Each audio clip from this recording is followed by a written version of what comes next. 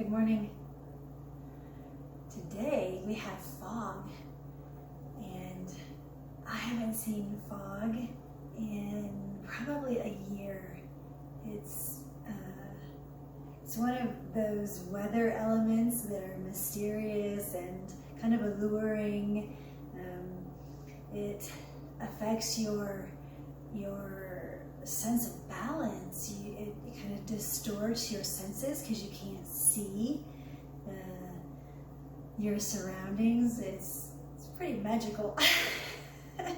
So that kind of inspired me today to do a video relating to my experience with Kundalini and the dimension of time. So on planet Earth, we have time, and we count it in seconds, minutes, days, months, years, and we see it cycle around and around and around.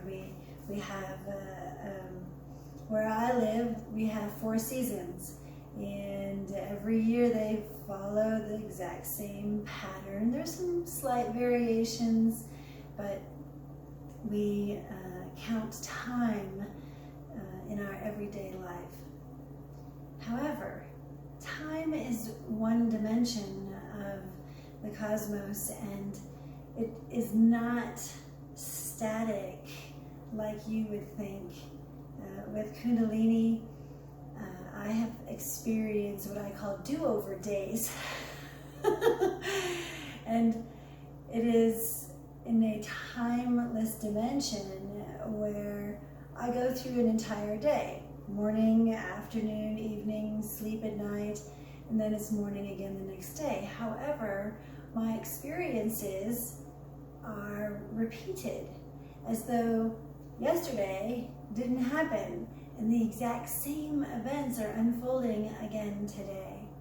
So some of the examples I was telling in a previous video about going out on a string, and depending upon how long the string is, or if it's inspired by God or if it's inspired by me, and I eat cheese, it sends me out on a string.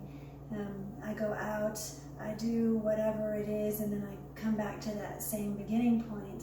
Well, time has been shown to me like every morning my bank account updates according to the Federal Reserve in America, updates my account. Any previous day's activity will show up the next day, unless it's a holiday or a Sunday. Pretty obvious. However, if I am in a timeless space, then my account may not update for several days. So if I go to the store and I purchase something, let's say I spend $25, normally with our technology, it shows up instantly on my account as a pending transaction, and then it usually posts the next day. But if I'm in a timeless space, then it could be a day or 2 or even 3 days later before it actually posts to my account. And the events will be very similar that unfold around me. So I call those do-over days. It's like yesterday didn't happen, so I'm doing it again today. I'm sure a lot of you would like to incorporate that into your life at certain points, but to live it is just a little bit strange. Another example of time being distorted or held, one time several years back, I was with a guide, and I was getting kind of some uncomfortable energies with him. Usually when the time has come to for that guide to move on, I have learned all that he can teach, then they tend to cause some trouble, or they make you uncomfortable. And So that's kind of the sign that that is no longer a guide to follow. Anyway, so he was making me just kind of uncomfortable, and I got in my car and I drove down the road into a side pull-off area in the mountains in the country, and I stayed there. I slept there overnight in my car. But what was really interesting is that the full moon was visible from where I was, and there was a mountain ridge. And the full moon I could see kind of right on the edge of that mountain ridge above me. And the moon stayed in the exact same place all night long until the next morning. It never moved. I was like, hey, wait a minute, isn't it supposed to, like, you know, rotate? But it did not. And then I returned to my place, and the guide left the next day. So that's another example of God holding and manipulating time for my conscious awareness with awakened Kundalini. Another example is when I look out my window, I have kind of layered sage hills in front of me, and I can see, you know, from north to south, pretty much the entire horizon. And I can watch, and the moon, let's say the moonrise. So of course we have cycles of the moon, and we know exactly how it moves across the horizon with the seasons, and about an hour and a half every night it changes when it rises according to our planetary rotation. Well, I was watching the moon, and one night it was like in the southeast, and the next night it was an entire hand's length further north, and the next night it was another hand's length further north, and the next night it was another hand's length further north, until it was actually within a 5 days period of time, it was actually in the northeast horizon. And it rose at the same time every single night. And I journaled it, I wrote it in my journals. I'm like, hey, isn't the moon only supposed to move like a little tiny bit? I mean, it is like, you know, skiing across the horizon each night. And it was really fascinating that it did not change rising time either. So it was like, you know, 8 o'clock every night I could watch the moon rise on the horizon, and it would just be about a hand's distance on the horizon further north until it spanned the entire eastern horizon. So that was actually really pretty, because then with higher consciousness, the moon was so magnified in brightness that it was like the sun. It was just piercing bright to look at. I actually could not stare at it initially, and so that was pretty cool. Another experience with time in this dimension is I have been in places where there is no shadow, and so I am literally in the light of God, and I could be there for months on end, and I don't realize that my being isn't casting a shadow until one day I looked and I was like, oh look, there's like a shadow. Where did that come from?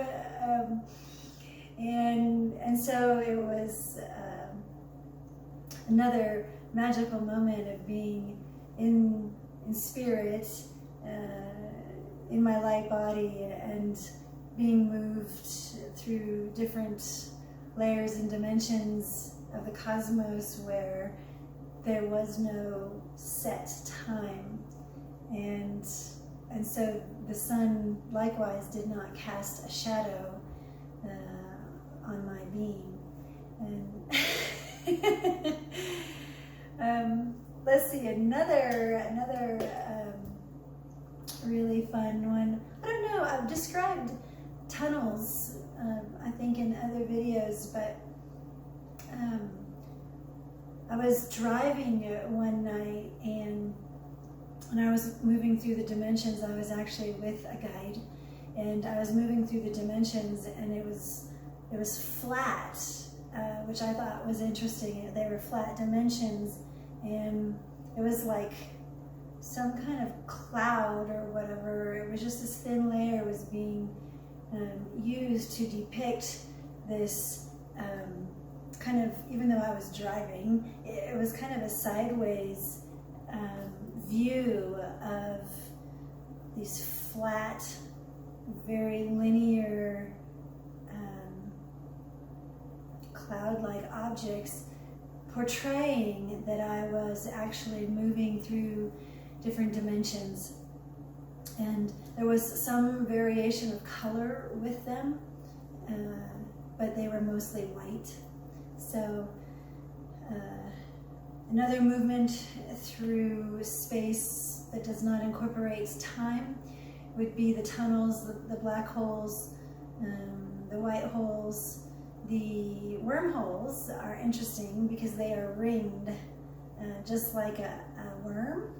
And so as you go through them, it's like rings. And they go like a roller coaster. And so you're like, whoa. I'm telling you, God likes to play. I mean, He has put all kinds of toys that we have mimicked on the planet in our playgrounds that are like the cosmos. It's pretty amazing. Oh goodness, what else is there? There's just, I'm able to, when guided, I do this rapid breathing. My solar plexus starts thumping, and I do this rapid breathing, and then I am told to like drive really fast. Now this is not fast, like breaking the speed limit. This is just like, I kind of drive pokey. I kind of drive slow because there's no rush to get anywhere really. And so anyway, I'm told to drive really fast. And so I will increase my speed, and then I will go through, say, a hidden doorway. And when I go through a hidden doorway, one time I saw a moose on the side of the road. Other times there were pronghorn on a hill right close to the road, which is kind of unnatural for them to be that close to, say, a highway. Other times I can go through a doorway, an invisible doorway, when prompted, and there'll be something special that happens. Maybe I will receive something, some really special news, or maybe something that I have been wanting is now at a reduced price, and I am able to afford it and to purchase that item. So that's another experience of no time, or the timeless realm. The Ouroboros is an example of, the Ouroboros is like a snake eating its tail. So in this dimension, in this realm, if I drive, say, like to the store and back, and to the store and back, and to the store and back, then I stimulate the Ouroboros spin. And so it's like closing the tail, not leaving your tailgate open. The tail is closed, and so it starts this spin. So everything in my environment will repeat itself. The same cars drive on the road. Like if there's a snowplow on the road and I'm doing the spin, then I will see the snowplow on the exact same stretch of road again, only it may come a little closer and a little closer and a little closer. And then when I have completed that spin, when the serpent, the Ouroboros, has swallowed its tail, then it's another portal to God, and then God manifests in physical creation to me. So that explains a little bit more. There is, it's actually kind of fun in the timeless realms, but then when I am put back in time, in the time dimension, then it's like, oh, okay, we have the familiar cycles of the planet now happening again, instead of the magical wonders of traveling through space and time.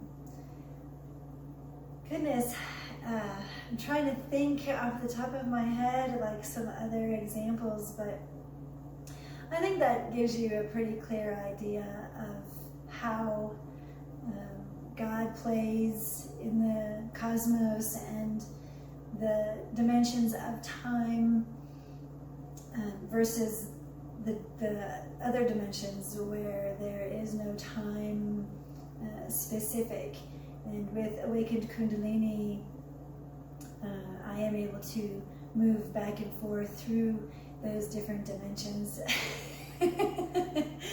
So, when I look at, say, the geography of the land, the topography of the land, and geologists explaining the age of the planet, I really have some confusion when it comes to that, because I've watched God say, this was also a couple of years ago, although I can see it now, but this example, it took place a few years back. I was camping in a camper, and from my location, I was up on a hill, and I could look out over the kind of the valley below me. It was actually outside of Canyon City towards Pueblo, and and it's flat, you know, it's just flat desert out there. And I mean, there's some little hills, but flat desert, barren landscape. And God said, I want you to watch the valley below you. And so I watched, and a storm came in. And this storm, it was like a torrential downpour. It was really beautiful because they don't get much rain there. And this downpour just slowly moved across the valley, just real slow, dropping, just flooding rain, actually. And then when the skies had cleared, I looked again, and it was several hours later, but I looked again, and and I couldn't believe it, but there were now plateaus in this once flat valley. There were now earthen plateaus. The earth, God had actually elevated the earth and created microclimates in that very flat, barren valley where vegetation was now present, bushes and plants, and where it was just basically tumbleweed before that. And I was like, oh my gosh, like there's hills, like big hills, like plateaus, like, you know, elevated land, you know, that will rise 20 to 60 feet off of the desert floor, and I was amazed. I drew pictures of it in my journals at that time. I just couldn't believe it, and that continues to happen. God is healing the land, and so I will see what looks like kind of a dead tree stand, and then say after a snowfall, then there's rock ridge in that tree stand, and now there are living trees in there, and this can happen over a period of hours, days, or even years, and I watch the entire landscape become refurbished again, and productive and healed, and so when a geologist says, like out at Blue Mesa, the Dillon Pinnacles are like 35 million years old, and I'm thinking, are they really 35 million years old? Or, did God over a couple of years time frame produce them? And the really interesting dynamic that then happens is all previous pictures and paintings are changed to reflect the current look. So if you were an artist and you painted this landscape and God changed it overnight, then even your painting would change to reflect the now enhanced landscape. It's really wild, and people's memories are also changed to reflect the enhancement. So another example was I had driven down this country mountain road, and there was a house. It was kind of like a chalet on the hill, and I thought it was just kind of quaint and cozy, and I thought, what a cool little mountain getaway that would be. Small, nothing big and grand. And anyway, it was kind of dilapidated, and you can tell, the driveway hadn't been plowed with snow or maintained or anything like that. And sure enough, it was like a month later, I drove down this road again, and then there was a guy in the driveway, and I was like, oh, someone lives there. So I started looking around, and now the place had been, freshly painted, and everything about it was new. There were lights on the deck, and it was this, really perfectly normal dwelling in the mountains. And so I stopped, and I said to the guy, I was like, hi, I'm admiring your house, and I thought it was really beautiful. And he goes, oh yeah, I've lived here 20 years. And I'm like, a month ago, the place looked like it was falling apart. And now he has been living there for 20 years. So I was in a dimension, a timeless dimension, where, as I have stated before, the blueprint was there, but no one actually lived there. And then because I liked it, and kind of turned the light on it, if you will, then the next time I visited that region, it had been developed by God. And now someone was living there, and his memory is that he'd been living there for 20 years. and I was shocked and surprised, but I have seen this unfold hundreds, if not thousands of times along my experience with Kundalini as I move through time and timeless realms. And like what I say, I can bring things back into manifestation. I can actually bring people into manifestation from different times as well. So